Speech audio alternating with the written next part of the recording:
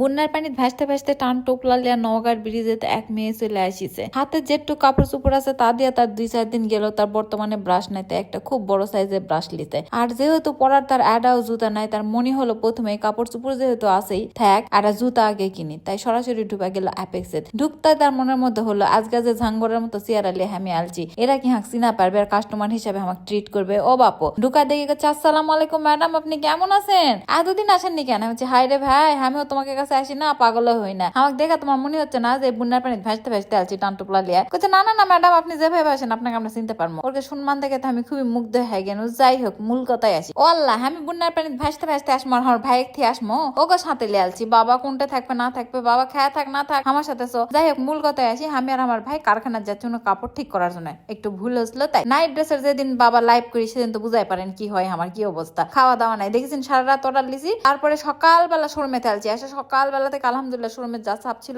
আমি যে চল অল্টার গুলা সারালি আছি ভাই। যাতে এই নিজ দিকে তাকে দেখে একটা জুতা আমার এত ভালো লাগিছে। আর এটাই হলো বিজনেস মানে কি একটা ভালো পয়েন্ট। রাস্তার সামনে এত সুন্দর সুন্দর করে ঝুলা থুবে, কে পাকা পাকা আম ভিতরে খুললে তো পাবেন একেবারে মাকাল ফল। ওই ভালো একটা জুতা দেখে ভিতরে ঢুকা যায়, ওরে বাপরে। একের পর এক খেলে আমার পছন্দ হয় পছন্দ হয় পছন্দ হয়। কিন্তু তোমাকে আমি কি কমো, আমার কাছে 1 টাকাও নাই। সকালবেলা তখন আমি শোরুমে আসি, সৈকতে ফোন দেয় কোনো 20 টাকা লেয়ার নিচে রিক্সা ভাড়া দেওয়া লাগবে, মানে আমার কাছে 4 আনা টাকা নাই। ওরাও জানে আপা টাকা লাগবে না, আপনি শোরুমের যান, প্রোডাক্ট পাঠা দিচ্ছি। আমি করছি আমি ব্যাগে নিবো না ভাই। করছে ম্যাডাম আপনার কার্ড তো আছেই, সাথে সাথে কার্ড বের করে দিন। ভাগ্যিস মনে করে দিছে। ভাসতে ভাসতে আর কোনো জায়গাতে যাওয়া পানো না, এই অ্যাপেক্স এর সামনে আসনো কদিনই। যাই হোক, জুতা টুতা কিনা টিনা লিয়া সারাদিন যা অফিস টফিস করি চললা বাদ শোরুম টুরুমের কাজ। সরাসরি চলে আমি ধরাকে বাড়ির পাটে। তখন বাজে রাতের 11টা। বাড়িতে এসে বাড়ির কাজকর্ম এডিটিং সবকিছু সারা আমি করছি। অনেক খুব খিদা লাগছে। যেহেতু আজকে একটা জুতা কিনেছি, লে তুই একটা নুডলস খিলারে ভাই। অনেকের হাতের আজকে আমরা চাউমিন খাবো, তাও আবার মাংস টাংস ছাড়া।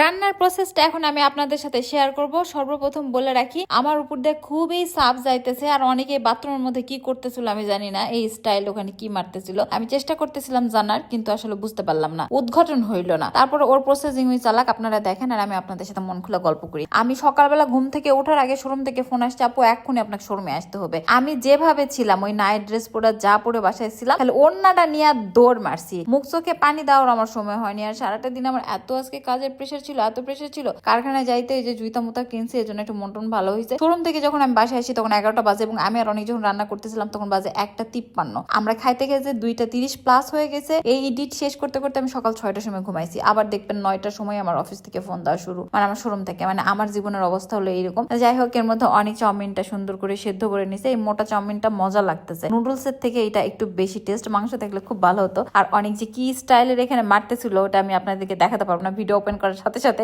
ওর প্যাটার্নটা চেঞ্জ করে ফেলছে। এই স্টাইলে আপনারা নুডলস রান্না করে যদি খেতে চান, অবশ্যই কমেন্টে লিখবেন যে আপু রেসিপি চাই। এটা একেবারে স্পেশাল একটা রেসিপি, এত মজার। তাহলে আমি অবশ্যই রেসিপিটা আপনাদের সাথে শেয়ার করবো। আর আপনারা যদি দেখতে না চান, হুদে শেয়ার করে লাভ কি বলেন তো? তারপরে আস্তে আস্তে করে আমাদের রান্নার মূল প্রসেসে আসতেছি। আপনাদের কি মনে হয় অনেক কি আজকে আমাকে নুডলস রান্না করে খাওয়াতে পারবে? আমাকে বলতেছে লাড়কি ঘুরা, তুমি তো খালি নামলি বাহিনী সুনামলি বাহিনী যে তুমি রান্না করেছো। আমি করছি চাললে ভিডিও এডিট করার সময় 101 বার কমো যে অনেক রান্না করেছে অনেক রান্না করেছে অনেক রান্না করেছে হয়েছে। বলছে হ্যাঁ আপু হয়েছে। তুই ক্যাঙ্কা রান্না করতে পারিস? খালি সুন্নি দিছি, নুডলস ফেলা দিছে। এটা একটা হলো। তারপরে আমি আস্তে আস্তে করে সুন্দর করে রেডি করলাম। আল্লাহ, যে লুকটা হয়েছে মাশাআল্লাহ, টেস্টটা হয়েছে মাশাআল্লাহ। খালি মাংস টাংস যদি একটু থাকতো আর একটু চিংড়ি থাকতো বলাই লাগবে না, এমন এমন টেস্ট। মাঝে মাঝে মনে হয় একটা রেস্টুরেন্ট খুলে দেই, দিয়া তোমরা এসে একটু আমার হাতে রান্নাটা খাওয়া পারলেন। আমারও রান্না করে একটা জিউটা শান্তি হলো। রান্না করার সাথে সাথেই আশেপাশের যারা আছে সবাই দরজা ঠোকাবার লাগছে, আন্নাপু গেটটা খোলেন, আমাকে কেন চাউমিন দেন।